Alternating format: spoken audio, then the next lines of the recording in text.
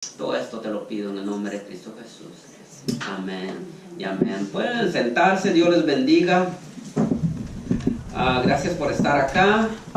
Mi nombre es Oscar Pirir. Para los que no me conocen, yo predico aquí de vez en cuando. Bueno, cada tercer domingo prácticamente tengo la oportunidad de predicar.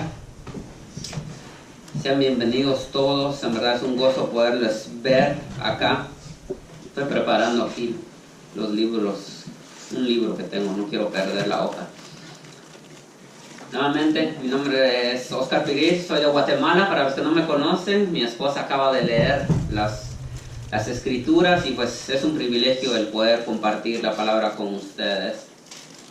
Quiero contarles una historia antes de entrar a nuestro mensaje el día de hoy, que tiene que ver un poquito más adelante en cuanto a esta historia. Hace mucho tiempo un pastor, después de egresar del seminario, fue llamado por un pastor humilde a un pueblo muy humilde, a una aldea muy humilde. Y este pastor llegó y recién egresado del seminario, llegó muy orgulloso de lo que había podido aprender en el seminario. En su primera predicación vio a los hermanos muy humildes y les dijo: hermanos, yo vengo con homilética, con hermenéutica, con neumatología, con apología ante ustedes. Le dijo: espero que ustedes me puedan entender.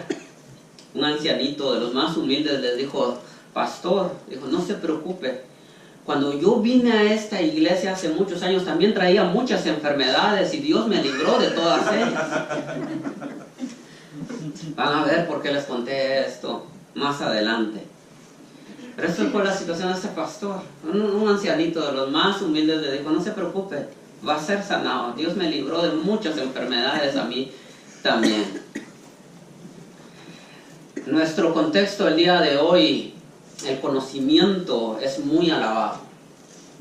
El que tú conozcas, más especialmente ahora con el internet, con las redes sociales, todos tienen conocimiento. Todos tienen por lo menos el acceso al conocimiento, y entre más sabes, muchas veces más te alaban, o eres más grande, tienes más reconocimiento entre más, y se ha convertido hasta cierto punto en una idolatría. Nosotros, no estoy diciendo que no debemos conocer cosas, pero muchas veces idolatramos a los que conocen, o nosotros nos vanagloriamos en el conocimiento que tenemos. Esto es algo que hoy vamos a estar viendo, lo cual Dios, o Jesucristo especialmente, nos advierte que tengamos cuidado de eso. Para poder entrar en nuestro texto, recordemos lo que hemos visto la semana pasada. Vimos que Jesús comisionó a 70 que fueran a las ciudades donde Él iba a estar después. Les dijo: vayan y prediquen. Les advirtió, les dio algunas advertencias, les dio algunos encargos, y les advirtió que iban a encontrar resistencia y rechazo. Muy bonito muy buenas palabras de ánimo de Cristo. Cristo era muy bueno para animar. Decía: vayan, prediquen, van a ser rechazados. No, eso fue una de las cosas que Jesús les dio. Les dio instrucciones de qué tenían que hacer cuando eran rechazados. Esto lo vemos en los versículos 10 al 11 del capítulo 10 que acabamos de leer. Les dijo que se sacudieran el polvo en señal de juicio contra estos pueblos, o contra estas casas donde iban a ser rechazados. También vimos cómo Jesús proclamó juicio contra aquellos que rechazan el Evangelio. Y más aún porque estas personas vieron maravillas y prodigios y aún así no creyeron. Jesucristo, vimos que Él proclamó juicio contra estas ciudades. Y dijo que el juicio contra estas ciudades iba a ser mucho mayor que las de Sodoma y Gomorra. Iba a ser mucho mayor. Entre más conocimiento tenemos, más responsabilidad tenemos. Hoy cuando sales tú de acá, déjame decirte, vas a tener una gran responsabilidad con la que entraste. Vas a tener más responsabilidad aún. Cada vez que tienes más conocimiento, tienes aún más responsabilidad, y hay un juicio si no acoplas tu vida de acuerdo a esa verdad.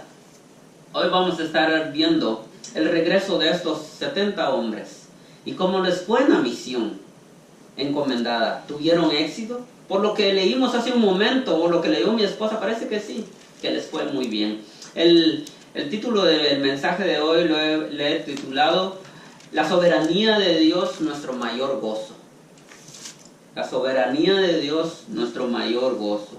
Esto lo vamos a ver a través de 3 puntos o a través de 3 tipos, de 3 tipos de gozo. El primero está en los versículos 17 al 19 de nuestro texto que leímos, el gozo del servicio o del servir a Cristo. Esto es del 17 al 19. El segundo lo vamos a ver, que es el gozo de la salvación en el versículo 20. Y el tercero, el 21 desde el 21 al 23, el gozo de la soberanía de Dios. En esto se va a basar nuestro mensaje el día de hoy. Probablemente haya muchos más puntos que deberíamos de ver, pero me voy a enfocar en estos 3 especialmente. El gozo del servicio, el gozo de la salvación y el gozo de la soberanía de Dios. Vayamos al primero. Leamos nuestros versículos y analicemos el versículo del 17 al 19. Volvieron los 70 con gozo, diciendo: Señor, aún los demonios se nos sujetan en tu nombre. Y les dijo: yo veía a Satanás caer del cielo como un rayo. He aquí os doy potestad de hollar serpientes y escorpiones, y sobre toda fuerza del enemigo, y nada os hará daño. Vemos que estos 70 hombres habían tenido éxito en la misión, y venían gozosos de lo que pudieron hacer. Y reconocen, vean algo muy importante, reconocen que ese poder, que lo que habían hecho no venía de ellos. No venía de ellos. Vean lo que dice el versículo 17. Volvieron los 70 con gozo, diciendo: Señor, aún los demonios se nos sujetan en tu nombre. En tu nombre. Ellos reconocen. Esto es algo muy importante, pero después vamos a ver algo que Jesucristo vio en ellos. Pero ellos dicen: en tu nombre se nos sujeta. No es algo que nosotros hacemos, no es algo, un poder que nosotros tenemos, no es algo especial en nosotros, sino que es en tu nombre. Ellos reconocen que esa fuerza, que esa autoridad no es de ellos, sino que es de Jesucristo. No había un poder especial en ellos. Vemos que ellos aclaran y dicen de dónde vino ese poder y esa autoridad para tener el éxito en esa misión en tu nombre. Esto es algo muy importante que todo creyente debe tener presente siempre. ¿De dónde viene tal autoridad? ¿De dónde viene tal poder? Cualquier logro o fuerza que tengamos no viene de nosotros, sino viene de Dios. No hay nada especial en nosotros.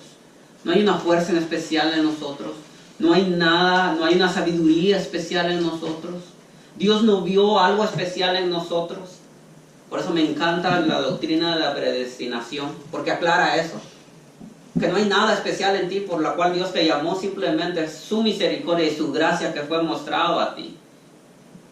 Debemos de reconocer que somos débiles y al mismo tiempo atender a las palabras del apóstol Pablo en Efesios 6:10, que dice: por lo demás, hermanos, fortaleceos en el Señor y en el poder de su fuerza. Fortaleceos en el Señor y en el poder de su fuerza. Estas son las palabras de Pablo, de ánimos a los creyentes. No les dice: miren qué tan fuertes son ustedes. No miren qué tan hábiles son ustedes. No miren qué tantos dones tienen ustedes. No miren qué tan sabios son ustedes. ¿Qué es lo que les dice, hermanos? Fortaleceos en el Señor y en el poder de su fuerza. Esto es una y otra vez, lo encontramos a través de la Biblia. Que esa fuerza, que cualquier conocimiento, que cualquier don que tengamos nosotros no viene de nosotros. Es algo que recibimos. Y eso es algo que siempre debemos tener presente, porque como lo vamos a ver más adelante, y lo quiero mencionar desde ahora, que nuestro corazón se inclina rápido nuevamente a la vanagloria, se inclina rápido a la idolatría, se inclina rápido a decir: oh, yo puedo, yo quiero. Y eso es algo muy predicado, muy expuesto en las iglesias y en nuestra cultura. El tú puedes, o tú tienes valor, tú eres grande, tú eres grande. Han llegado a decir: la solución de todos los problemas no está afuera, está dentro de ti. Solo búscalo ahí adentro de ti. Y la Biblia nos dice: más engañoso es el corazón que todas las demás cosas. Más bien nos dice, no sigas los deseos de tu corazón. No sigas de eso. La Biblia nos advierte que nunca pongamos la confianza, nunca pongamos nuestra esperanza en nosotros, sino como estos discípulos. Se sujetan a tu nombre. Es por ti que pudimos lograr hacer esto. Nuestro gozo siempre tiene que estar en el Señor. Y vemos que Jesús les advierte de eso. Parece que Jesús ve en algo en ellos que nosotros no podemos notar. Por lo que les dice en los siguientes versículos 18 y 19. Lea los siguientes versículos 18 y 19. Y les dijo, yo veía a Satanás caer desde el cielo como un rayo. He aquí yo os doy potestad de hollar serpientes y escorpiones y sobre toda fuerza del enemigo, y nada os dañará. Los padres de la iglesia como Cipriano y Ambrosio comentan sobre esto y comentan que Cristo se está refiriendo al hecho de que él pudo ver cuando Satanás fue expulsado del cielo. La pregunta es, ¿qué tiene que ver esto con lo que los discípulos están hablando? Por lo que Jesús les dice más adelante, es que Jesús les está advirtiendo que Satanás fue expulsado por su orgullo y ellos tenían que tener cuidado de no caer en enorgullecerse de las obras que ellos podían llegar a hacer. Satanás fue expulsado del cielo cuando fue orgulloso. Cuando llegó y dijo, yo voy a llegar a ser como Dios. Y Jesucristo les dice a sus discípulos, yo veía a Satanás caer del cielo. Los padres de la iglesia comentaron eso, que fue algo que Jesús está refiriéndose al momento en que Satanás fue expulsado del cielo por el tipo de oración en que está. Es que es un tiempo pasado. Yo lo vi caer. Yo lo vi a él caer.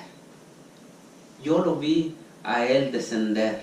De su orgullo llegó a ser una criatura expulsada del cielo, llegando hasta el mismo infierno. Esto es una advertencia que todos debemos tener en cuenta, ya que todos somos débiles en esto. Nuestro corazón busca siempre en qué vanagloriarse o en qué orgullecerse. Hace tiempo escuché a un hombre, lamentablemente es de Guatemala, espero que por la gracia de Dios venga a Cristo, pero lamentablemente es de Guatemala, y él decía, escuchen lo que él decía, después de que él proclamó una palabra y no se cumplió, él le decía al Señor, quiero aclarar, esto no lo escuché de una persona, no fue una persona que se lo contó a otra persona y esa persona me lo comentó a mí, no, esto lo escuché de su propia boca. Cuando él decía que no se cumplió la palabra que proclamó, él decía que él le dijo a la iglesia que iban a obtener un terreno. Él decía, yo le dije a la iglesia que íbamos a obtener un terreno y lo proclamamos. Y dice, cuando no se cumplió, yo me enojé con Dios.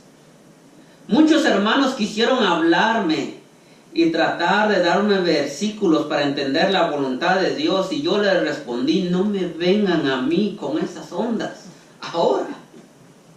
Escuchen lo que este hombre decía. Yo estaba enojado con Dios y le dije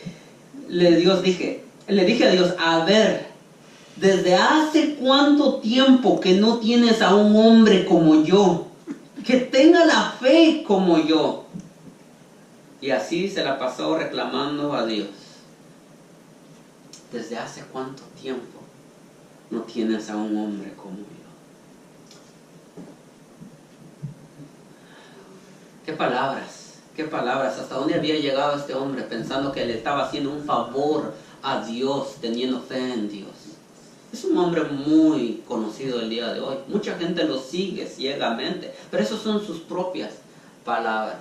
Debemos tener cuidado, hermanos, porque nosotros probablemente nunca llegamos a decir esas palabras, pero muchas veces con nuestros actos decimos lo mismo, muchas veces nuestros pensamientos. Es algo que yo siempre trato de examinarme, todo el tiempo estoy examinándome, estoy enorgulleciéndome en algo, en lo que logro, en lo que estoy haciendo, aún en el trabajo, pues, la gente muchas veces como que le echa fuego a nuestro orgullo, lo levanta muchas veces, especialmente en el trabajo. Muchas veces me dice, wow, qué tan bueno eres en el trabajo, qué tan excelente en el trabajo, oh, ¿dónde aprendiste todo eso?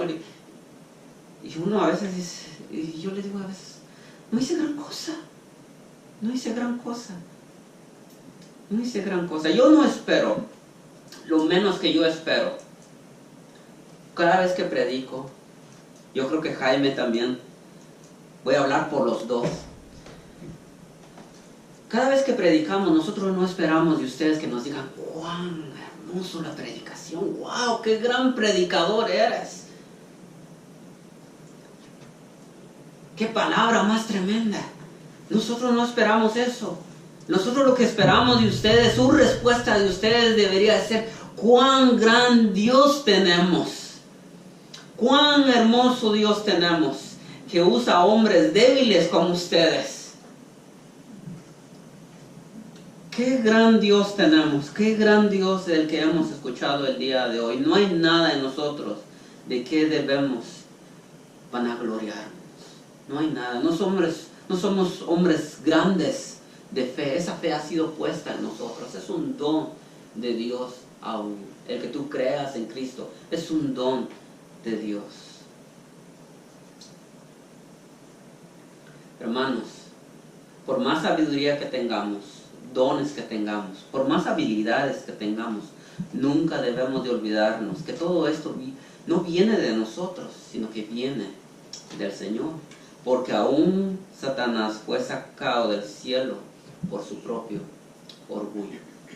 Aún él fue sacado, aún fue él echado del cielo por su propio orgullo. El versículo 19, escuchen lo que dice el versículo 19. He aquí yo os doy potestad de hollar serpientes y escorpiones, y sobre toda fuerza del enemigo, y nada os dañará.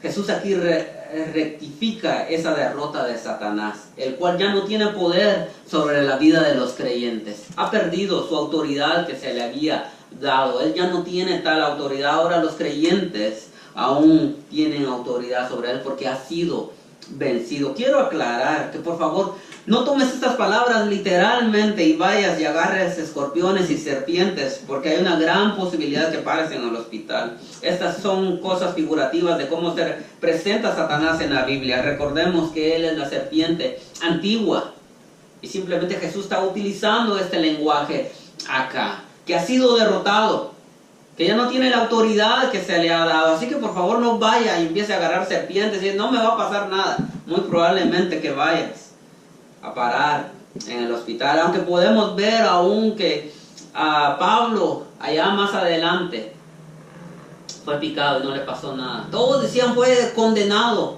y no le pasó nada, pero eso no es una práctica que se veía en la iglesia primitiva. No tomen estas palabras literalmente, porque si no podríamos ver a los apóstoles agarrando a serpientes por todos lados y escorpiones y no les pasaba nada. Ellos no lo agarraron literalmente. Ellos no lo agarraron de esa manera. Así que por favor no lo haga usted acá.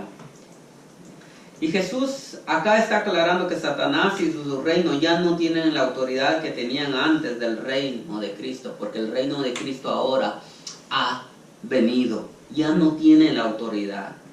Ahora en el versículo 22 Jesús los dirige a donde debería estar enfocado su gozo. Ellos estaban enfocados en el gozo que tenían de haber servido a Cristo.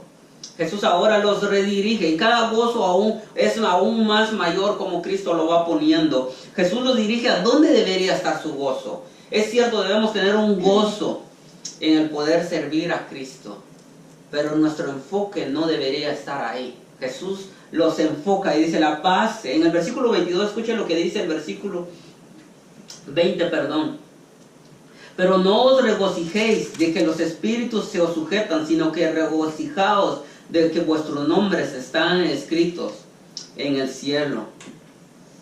Ahí es donde debe estar su gozo. ¿Saben por qué ahí es donde debe estar su gozo? De que sean salvos. Porque ninguna obra puedes hacer tú para ser salvo. Es por gracia.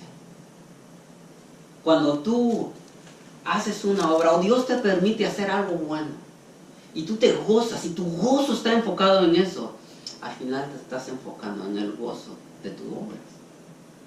Pero cuando te enfocas en el gozo de la salvación, de que has obtenido la salvación, se te ha dado, no hay ninguna obra que tú pudiste haber hecho para obtener esa salvación.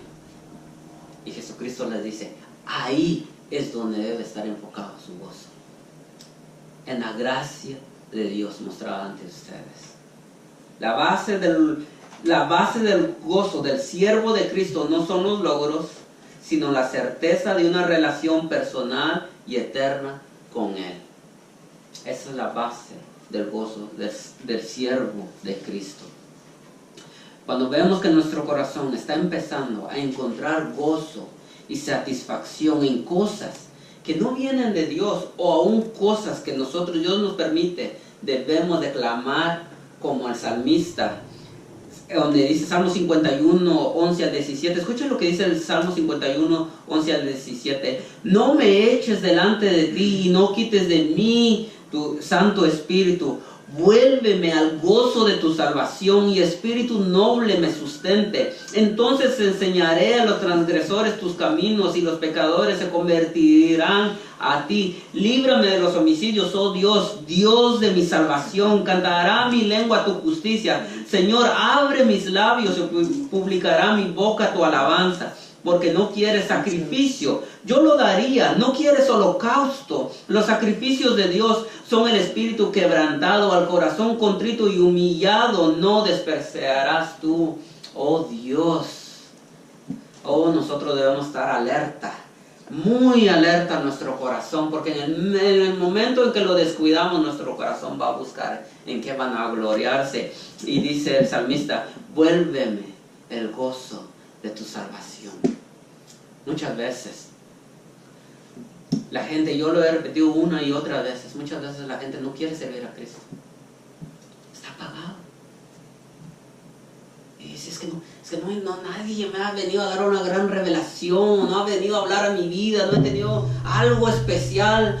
Y me encanta lo que dice nuevamente Paul Washer, y él le preguntan, ¿qué fue lo que ocasionó que tú dejaras tu vida y fueras como misionero al Perú, fueras a la selva? ¿Tuviste algún gran encuentro con Dios? ¿Tuviste algo?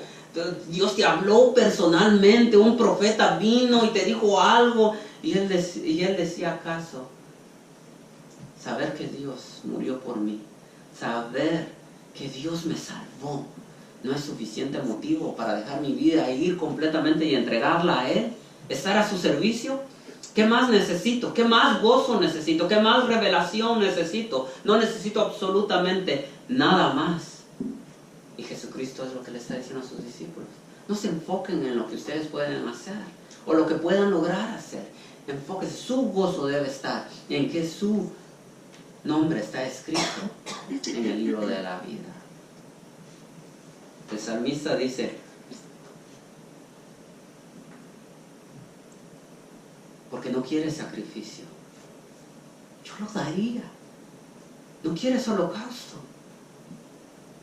devuélveme al gozo de tu salvación. Ahí es donde debe estar mi enfoque.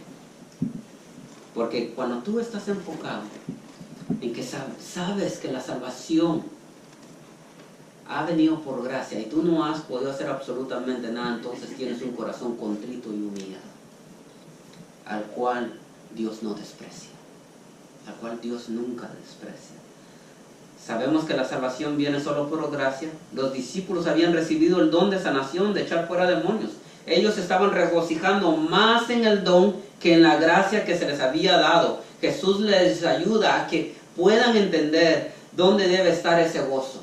Ellos estaban enfocados en el don, el gozo lo tenían en el don, y Jesús les dice, no. Su gozo no debe estar en el don, su gozo debe estar en la gracia que han recibido. Si den gracias a Dios por lo que les pueda permitir obtener o puedan hacer en el nombre de Dios, pero su gozo no debe estar en ese don, su gozo debe estar en la gracia que han recibido. Algo más que debemos notar en este texto es el tipo de escritura que hay. Sus nombres están escritos. El verbo acá quiere decir que han sido escritos y quedarán escritos. En ese modo está escrito. No hay cómo sacarlo de ahí. En el momento en que es escrito, ahí se quedarán escritos. Eso debe ser nuestro gran gozo, el saber que la salvación que el Señor nos ha dado es eterno. No es solo por un momento. Como Jesús lo dice en Juan 10:10, yo he venido para dar vida y para que la tengan en abundancia. Eso es lo que Jesucristo les está diciendo acá. Ustedes deben estar gozosos de que tengan una vida y una vida eterna. En el momento en que han venido a Cristo, ya no hay cómo ser rechazados, ya no hay cómo van a ser perdidos. Eso es lo que está diciendo este texto. En la forma en que está escrito. Por eso no creo, firmemente, no creo que la salvación se pueda perder. No creo que se pueda perder. Porque Jesucristo en Juan 10:10 nuevamente dice, yo he venido para dar vida y para que la tengan en abundancia. O en otras palabras, para que la tengan una vida y vida eterna. No es una vida momentánea. No es una vida por qué tantas buenas obras haces después de tú de venir a Cristo. No es una vida eterna, no es una vida mientras que tú te portas bien, mientras que vienes a la iglesia, mientras que sigues confesando, mientras que hagas esto o hagas lo otro, sino que es una vida mientras que tú sigas confiando en Cristo. Y mientras que estás confiando en Cristo, esas obras se van a empezar a notar, va a empezar a haber un cambio. Pero tu gozo no va a estar en las obras que tú logres hacer, sino en la gracia que se te ha mostrado. En eso es donde debe estar tu gozo. Y debes tener confianza en que se te ha dado una vida y una vida eterna. Mi pregunta para ti el día de hoy que estás acá, ¿la tienes? ¿La tienes? Puedo pasarme aquí hablando sobre todo eso, pero la pregunta es, ¿tienes vida eterna? ¿Te has preguntado una vez? Los que amanecieron toda esta semana y hemos escuchado acerca de todas las cosas que han pasado naturalmente. Puerto Rico inundado, Miami inundado, 2 terremotos en México. Aquí en California todos están espantados, ya viene, ya viene, ya viene. No sabemos cuándo, qué tanto tiempo nos queda acá.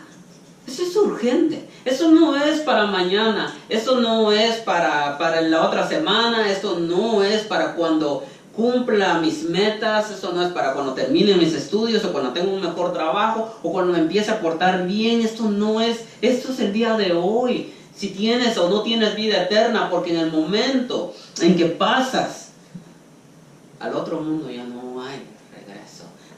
Un predicador decía, todos estamos a la puerta de la eternidad, a un paso de la eternidad. Todos estamos a un paso de la eternidad. No sabes que si el siguiente paso vaya a ser para la eternidad. No hay tiempo que esperar. Así de urgente es esto. Así de urgente es esto. Todos estamos a un paso de la eternidad. El problema es dónde vas a pasar la eternidad.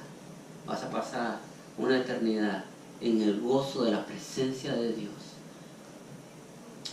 o una eternidad en la ira de Dios, donde ya no existe gracia, ya no existe bondad, ya no existe misericordia, sino la ira de Dios. Medita en eso, no lo dejes para mañana. Los que lamentablemente pasaron en el terremoto de México, ellos no sabían que ellos pensaban que tenían un mañana y no lo tienen, ya no lo van a tener, ya no lo hay. Dios me ha mandado acá como un heraldo para decirte, para proclamar que hoy es el día. Si no tienes vida eterna, hoy es el día en el cual puedes venir a Cristo y puedas encontrar esa salvación eterna y agarrarte de las manos de ese Salvador que es fuerte, ese Salvador que se le ha dado absolutamente toda autoridad y puede sostenerte en medio de la prueba de la lucha. Ese debe ser nuestro gozo, y si no lo tienes, mi invitación es que tú puedas experimentar ese gozo y puedas venir a Cristo el día de hoy. Ahora vayamos a nuestro último punto. No crean que vamos terminando, no, vamos empezando. A nuestro último punto, porque aquí es donde nos vamos a pasar el mayor tiempo. Vayamos a nuestro último punto, nuestro mayor gozo, la soberanía de Dios. Vamos a ver este gozo a través de 5 puntos. J.C. Riley en el comentario sobre Lucas los menciona estos 5 puntos y me parecieron muy acertados y quiero mencionarlos el día de hoy. Primero, leamos primero los versículos para que podamos entender. Del versículo 21 al 24. En aquella misma hora Jesús se regocijó en el Espíritu y dijo: yo te alabo, oh Padre, Señor del cielo y de la tierra, porque escondiste estas cosas de los sabios y entendidos y las has revelado a los niños. Sí, Padre, porque así te agradó. Todas las cosas me fueron entregadas por mi Padre, y nadie conoce a quién es el Hijo sino el Padre, ni quién es el Hijo, ni quién es el Padre sino el Hijo, y aquel a quien el Hijo lo quiera revelar. Y volviéndose a los discípulos les dijo aparte: bienaventurados los ojos que ven lo que vosotros veis, porque os digo que muchos profetas y reyes desearon ver lo que vosotros veis y no lo vieron, y oír lo que oís y no lo oyeron. Primero vemos que Jesús se regocijó. ¿Cuál es la causa? La conversión de las almas. Los débiles y humildes habían recibido el Evangelio y los sabios y entendidos habían rechazado. En este caso, los escribas y los fariseos habían rechazado el Evangelio. Dios les veló su mirada, sus ojos en cuanto a eso. No habían podido recibir. Ese es el motivo del regocijo de Jesucristo. Esto es algo en lo cual todos debemos de gozarnos, en la salvación de un alma junto con Cristo. No debemos de gozarnos en cuanto sabemos, nuevamente, no debemos gozarnos en cuanto entendimiento tengamos. Jesucristo aquí se regocija por la salvación de las almas. Se regocijó. Alguien comentó que cuando Dios creó al hombre, alzó su voz y lo creó, y fue hecho. Pero para hacer nacer al hombre nuevamente, o hacerlo un hombre nuevo, tuvo que venir Él personalmente y morir en su lugar. Cuando el hombre fue creado, simplemente Dios habló y fue hecho. Pero para ser un hombre nuevo, Cristo mismo, Dios mismo tuvo que venir y morir en su lugar. En nuestros tiempos muchas veces vemos más regocijo en aquellos que dicen que tienen dones especiales, o nos regocijamos más en las obras o en los dones que podamos tener, pero acá vemos a nuestro Señor regocijarse por aquellos que habían recibido el Evangelio. Vemos a Cristo levantar a Lázaro y todos nos maravillamos. La salvación de un alma es mucho más poderosa porque tiene que rescatarla de las garras de la muerte, rescatarlas de la esclavitud del pecado, doblegar la voluntad del ser humano y hacerlo un hombre nuevo con un corazón nuevo, el cual busque a Dios. Eso ninguno de nosotros lo podemos hacer. Ningún medio de disciplina se puede hacer. Hay mucho más poder.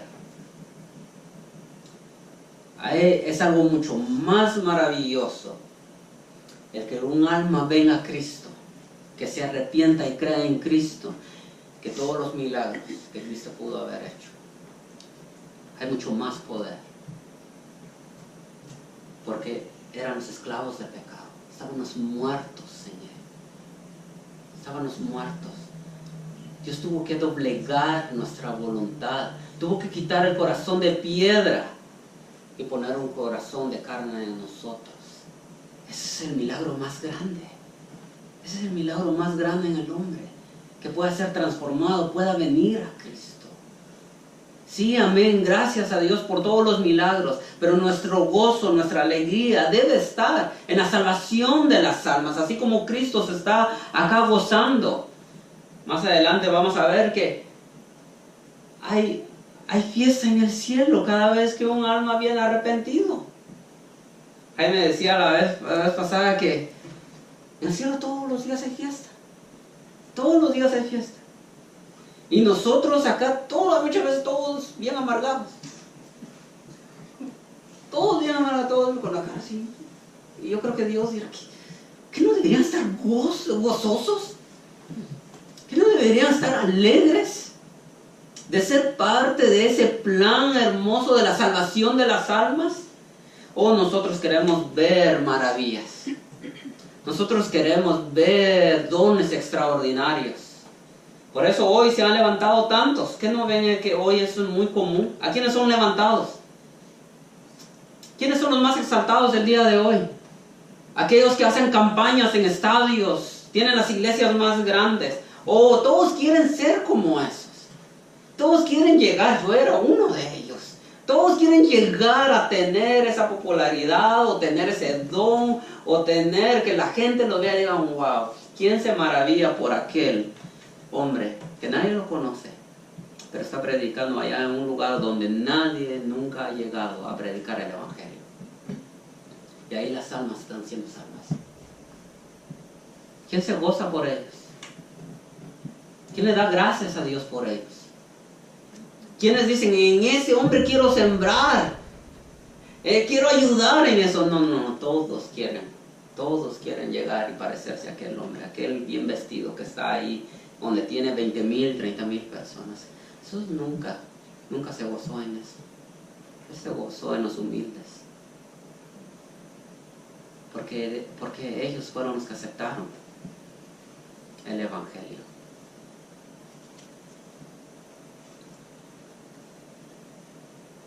En segundo lugar, debemos de ver la soberanía de Dios en la salvación del pecador. Leemos que dices, escondiste esas cosas de los sabios y entendidos y las has revelado a los niños. Tal vez en nuestra mente limitada no podemos entender por qué Dios a unos revela la salvación y a otros no. Pero es una gran verdad que está en la Escritura, como lo vemos en Romanos 9, 15 y 16, donde dice, no es del que quiere, ni del que corre, sino del que Dios tenga misericordia. Al final es la voluntad de nuestro Dios. Y Jesucristo está diciendo que tú escondiste de los sabios estos. Y en este caso estaba hablando aún de los fariseos y de los escribas.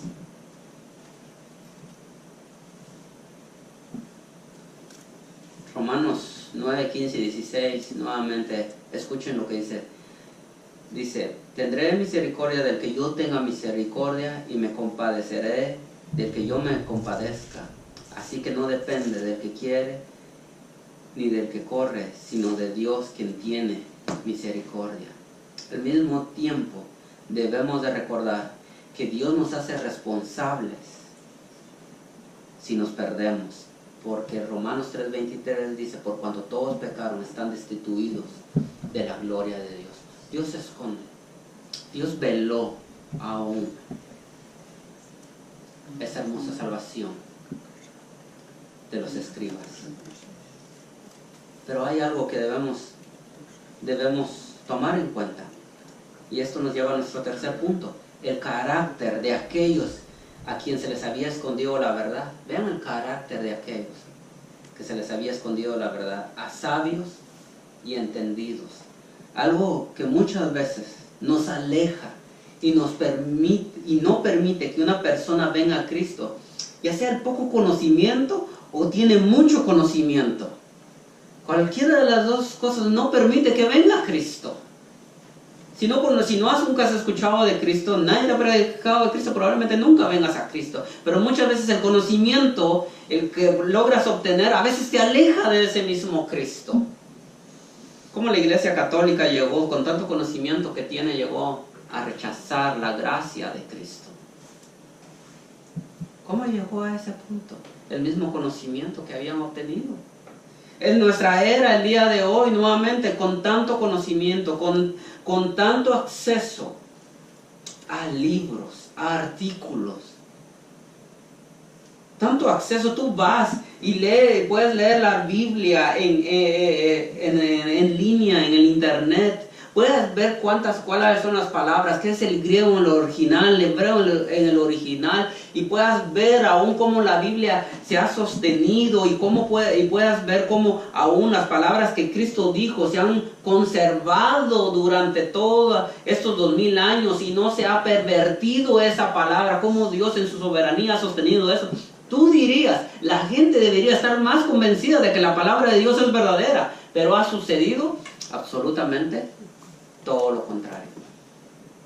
Todo lo contrario. Ese conocimiento que han obtenido, ese mismo conocimiento los ha velado, porque los ha hecho orgullosos de ese mismo conocimiento. Eso es lo que había pasado con los escribas y los fariseos. Eso es lo mismo que había pasado con ellos, se habían vuelto orgullosos. Buscaban que los alabasen, oraban de pie, oraban en las sinagogas, ofrendaban, todo ellos se lo hacían, todo lo que hacían era simplemente para que la gente los alabara y los exaltara y dirían, wow, cuánto conocimiento, oh wow. Buscaban que tuvieran seguidores ellos mismos. Muchas veces. No todo el tiempo, pero muchas veces la sabiduría, el conocimiento que logramos obtener nos aleja de Cristo. Nos aleja de Cristo. Eso no quiere decir que no busquemos conocer. Eso no quiere decir que no estudiamos. Eso no quiere decir absolutamente nada de eso. Lo que quiero decir es que tengamos cuidado con nuestro corazón. Tengamos cuidado con nuestro corazón. Porque nuestro corazón se aleja muy rápido de Dios si no lo cuidamos. Si no buscamos directamente en Él. ¿Cuál es el propósito de buscar conocimiento?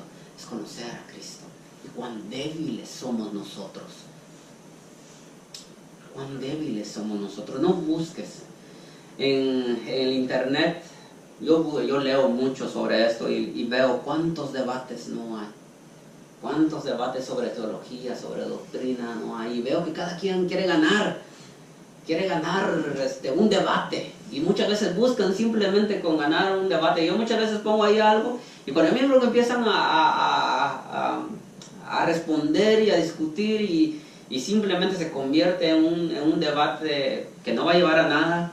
Yo simplemente digo gracias, Dios les bendiga, y me dice ya no pudiste. Yo digo no, yo no quiero seguir hablando con un necio. Bueno, simplemente no vale la pena. Debemos tener cuidado en las razones por las cuales buscamos conocimiento. Debemos tener cuidado del por qué buscamos entender malas cosas. Los buscamos porque queremos conocer más de nuestro gran Dios y que ese conocimiento se transforme en alabanza y adoración. Como un cantante lo pone, que si nuestra teología no se convierte en doxología, es una teología muerta, no sirve para nada. ¿Qué es lo que quiere decir en otras palabras? Que si el conocimiento que logramos tener a través de las escrituras de nuestro Dios no se convierte en adoración, es un conocimiento muerto, no sirve para absolutamente nada.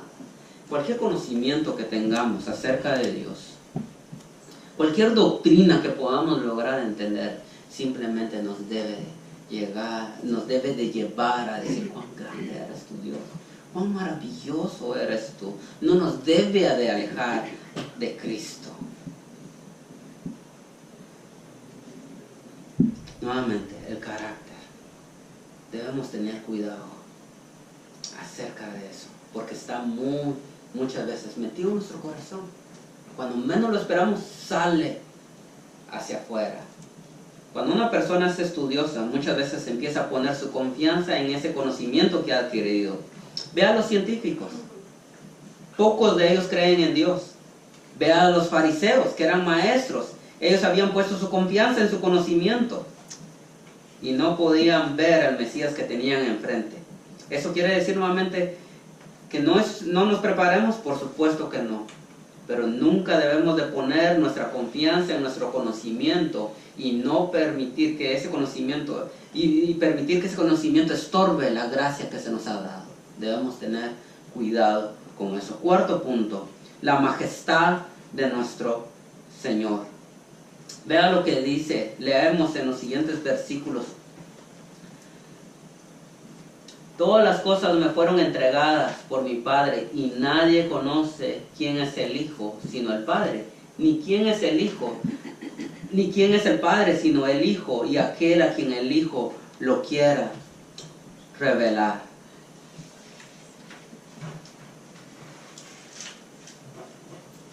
Escuche lo que dice J.C. Riley en cuanto a esto, en cuanto a lo que está diciendo Jesucristo aquí. Estas son las palabras de alguien que es verdaderamente Dios de Dios y no un simple hombre. No leemos de ningún patriarca, profeta, apóstol o santo de ninguna época que utilizará alguna vez palabras como estas. Revelan a nuestros ojos sorprendidos algo del profundo misterio de la naturaleza y persona de nuestro Señor. Nos lo muestra como cabeza de todas las cosas y Rey de reyes. Todas las cosas me fueron entregadas por mi Padre. Nos la muestra como alguien diferente del Padre y sin embargo enteramente uno con Él, y que le conoce de una forma indescriptible. Nadie conoce quién es el Hijo sino el Padre, ni quién es el Padre sino el Hijo. Le muestran sobre todo como el gran revelador del Padre a los hijos de los hombres, como el Dios que perdona la iniquidad y ama a los pecadores por amor a su Hijo. Nadie conoce quién es el Padre sino el Hijo, y a quien el Hijo lo quiera revelar. Nuevamente, Jesucristo en Juan 14 dice: nadie viene al Padre si no es por mí. Nadie. ¿Quieres ver al Padre? ¿Quieres conocer a Dios? Ve a Jesucristo. Y Jesucristo dice: y yo revelo al Padre a quien yo quiero. A quien yo quiero. Así es nuestro Dios. Así es el Señor a quien servimos. Se le ha entregado absolutamente todo. Él es el Señor absolutamente de todo y sobre todo. Se le ha entregado todo. No me gusta muchas veces cuando dicen: ven y haz a Cristo tu Señor. Él es Señor tuyo. Lo aceptes o no lo aceptes. Hoy hay un gran ejemplo. Muchos de los que vivimos acá, muchos americanos dicen: Trump no es mi presidente. Déjame, si vives en Estados Unidos, es tu presidente. Lo aceptes o no, es el presidente de los Estados Unidos. A Cristo se le ha dado una autoridad mucho más. Él se le ha dado todo. Se le ha entregado en sus manos. Lo aceptes o no lo aceptes, Él es tu Señor. Y un día va a ser tu juez. Un día te vas a presentar delante de Él. Y Él va a ser tu juez. Él es sobre todo. Ahora, en este tiempo, en este día, se te ha mostrado una gracia. Que vengas a sus pies. Que te rindas a sus pies. Esa es la gracia. Estamos en el tiempo de la gracia y se te ha dado que vengas ahora. Porque en un tiempo ya no habrá tal cosa. Y te presentarás delante de ese Señor, al cual se le ha entregado toda autoridad, al cual se le ha entregado todo en sus manos. Ahora es el tiempo en el cual puedas venir hacia Él en este tiempo de gracia. En esto debe estar nuestra confianza, en que el Padre ha dado al Hijo todo, aún nuestra salvación. Y Él es poderoso para sostenerlo si somos de Él. Él no perderá a ninguno. Él no perderá absolutamente a nadie. Él no va a perder a nadie. Ese es nuestro Salvador, al cual se le ha entregado todo. Y Él revela al Padre a quien Él quiera. Él da salvación a quien Él quiera. Y Jesús se regocija sobre eso. Jesús se regocija sobre la soberanía de Dios. Primero le dijo: sí, está bien, regocíjense sobre el servicio que puedan dar. Regocíjense aún más en la salvación, en la gracia que se les ha concedido. Y ahora, aún regocíjense. Nuestro mayor gozo debe estar en la soberanía de Dios. Aquel quien da la salvación, aquel quien tiene la salvación. Y aquel quien tiene la salvación te hace el llamado a que vengas a sus pies, a que confíes en Él, en que mires las Escrituras, que se te está dando la oportunidad para venir ahora y puedas rendirte a Él. Es de urgencia. Nuevamente quiero enfatizar: estás a un pie de la eternidad. Por último, veamos los privilegios especiales de aquellos que escuchan el Evangelio. Versículos 23 y 24. Volviéndose a sus discípulos les dijo, aparte, bienaventurados los ojos que ven lo que vosotros veis, porque os digo que muchos profetas y reyes desean ver lo que vosotros veis y no vieron, y oír lo que oís y no oyeron. Todos los profetas reyes del Antiguo Testamento quisieron ver lo que ellos pudieron ver, lo que estos discípulos estaban presenciando. Por eso Juan el Bautista se le llama el más grande de entre los hombres, porque fue aquel quien señaló al Cordero de Dios y lo vio, lo cual todos los demás profetas solo creían por fe que iba a venir. Los del Antiguo Testamento miraban a un futuro Salvador por la fe y creían en una resurrección. Ahora nosotros vivimos esa realidad. Qué hermoso privilegio que tenemos los que hemos creído en Cristo. Los profetas, reyes, David aún miraba a un Salvador. ¿Cuándo vas a venir? ¿Cuándo nos vas a liberar? Nosotros vivimos esa realidad. Qué hermoso privilegio tenemos, los cuales muchos cuando leemos en Hebreos 11 y 12 solo lo vieron como algo en el futuro. Nosotros no lo vemos como algo en el futuro, nosotros lo vivimos el día de hoy acá. El creyente más humilde comprende cosas que David e Isaías nunca pudieron explicar. Nunca pudieron explicar.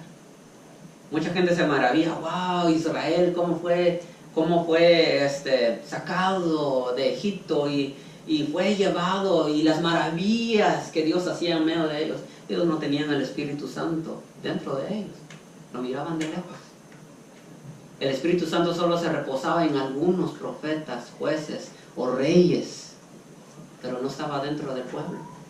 Nosotros tenemos el maravilloso privilegio que Dios mismo está viviendo en nosotros. Su mismo Espíritu Santo está viviendo en nosotros. Todos ellos quisieron ver eso, los del Antiguo Testamento. Nosotros vivimos esa realidad el día de hoy. Nosotros tenemos un mayor gozo sabiendo que tenemos un gran Salvador, fuerte, poderoso, el cual nos ha dado vida eterna. Ahí debe estar nuestro gozo. Hermanos, nuevamente, cuidemos nuestros corazones. ¿En dónde ponemos nuestro gozo? ¿En dónde está? La salvación no es por obras. Nadie puede hacer las suficientemente obras para obtener la salvación, para obtener el agrado de Dios. Nadie. Si has venido acá para agradar a Dios y decirle, a ver si con esto me aceptas, Él no está esperando tus buenas obras. Él está esperando un corazón contrito y humillado para que vengas a Él. Ríndete a sus pies y puedas obtener el mayor gozo, la salvación. Saber que Dios te ha elegido, saber que eres un hijo de Dios. No hay mayor gozo en eso. No hay mayor privilegio que ese, saber que eres un hijo de Dios. Inclinemos nuestros rostros y oremos. Padre, nuevamente, Señor, gracias por ese hermoso privilegio que nos has dado de llamarnos tus hijos, de experimentar el gozo de la salvación, bendito Dios. Sabemos que nuestras fuerzas, sabemos que nuestra disciplina nunca la podríamos haber ganado. Somos hombres débiles, somos hombres pecadores, bendito Dios, Señor.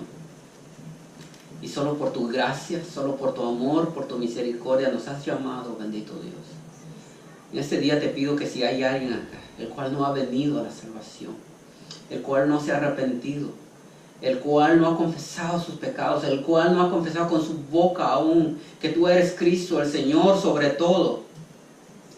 Señor, que tú le abras sus ojos y que puedan venir, Señor, a tus pies y puedan juntamente conmigo, con nosotros, gozarse y decir cuán grande eres tú, sabiendo, Señor, que tú eres un Dios poderoso, sabiendo que tú eres quien nos va a llevar hasta el final, sabiendo, Señor, que tú haces el llamado, tú santificas, bendito Dios, tú restauras, bendito Dios, y tú glorificarás al final de nuestras vidas, bendito Padre. Nuestra salvación no depende de nosotros, sino depende de ti, bendito Dios. Gracias, bendito Padre, por esa hermosa salvación, Señor. En el nombre de Cristo Jesús. Amén.